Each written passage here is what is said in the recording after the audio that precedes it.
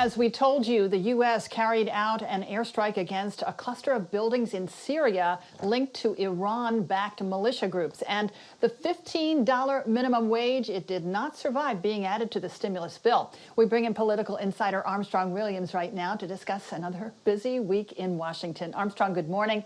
So let's talk about the military strike first. And this was the first military action taken by the Biden administration so far.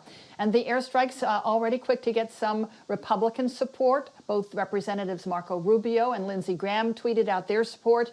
What are you hearing as far as reaction this morning, and what are your thoughts?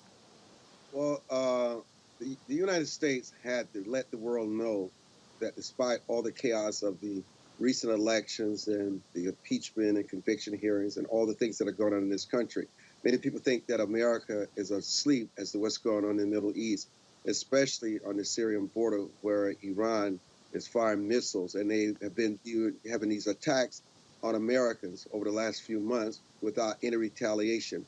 And what Biden has done is he coordinated with his allies overseas and with the United States Senate and the House.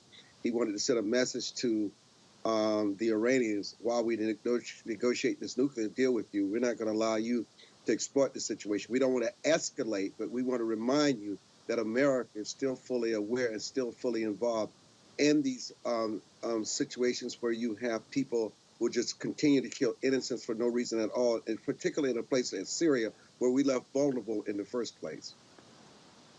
All right, let's move to that big House vote today. It's on the second COVID stimulus bill, $1.9 trillion measure. And last night, the addition of a $15 minimum wage to that bill, it did not survive. That is something that President Biden had wanted. Does this now make it an even harder no for Republicans as the House votes today? And what are the chances in the Senate next week?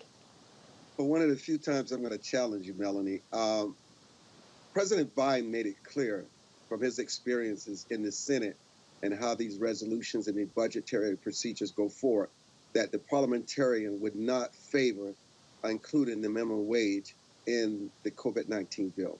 And so the president was not surprised at all. It's what he expected. And what is going to must happen now is that they've got to create bipartisan support, because the problem is not so much with the minimum wage as it relates to corporate America. It's the small business owners, the minority business owners, where this would have a huge, colossal impact on their businesses. They could lose their way of life. They could lose their employees. And you've got to stag this out. You've got to lay it out in a very gradual process. And I don't even think people realize, as much as they debate this minimum wage now, it's not going to take effect, no matter what they vote on, until 2005. And they need bipartisan support, like Sinema, Joe Manchin, and at least 10 Republicans to move this forward. And what will happen behind the scenes now, you will find more compromise to bring them on board. It'll be interesting to watch what happens over the weekend there as far as compromise goes. Now, the Conservative Political Action Convention, known as CPAC, it's underway in Orlando, and former President Trump is scheduled to speak at that conference on Sunday. And there are reports that he's going to use that platform to regroup politically. This comes as some Republicans in Congress are actually splitting with the president over the direction of the party. Talk about this rift within the GOP. How serious is it? Well, let's first talk about how critical CPAC is. The New York Times, the Washington Post, every media institution will tell you that CPAC is the most important event for Republicans to set the stage for determining whom the next president Republican nominee will be. When Trump spoke to this event in 2015, it was not so much his being a celebrity, apprentice, billionaire. Is about what he said on immigration, what he said about foreign affairs, what he said about the economy and political correctness that really stay with them. And you could just feel the enthusiasm in that room. And so this is why Mitch McConnell, who said yesterday that if Trump is the nominee in 2024, he would support him. That came as a bit of surprise to a lot of people.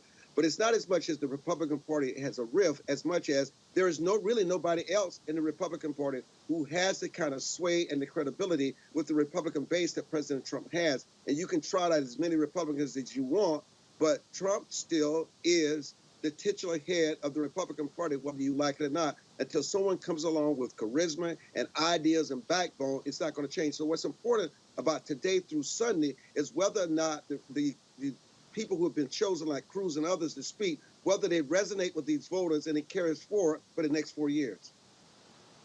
Armstrong Williams, always a pleasure. You can watch the Armstrong Williams Show every Saturday morning right here on WJLA 24/7 News. It airs at 10:30 in the morning. Thank you, Armstrong.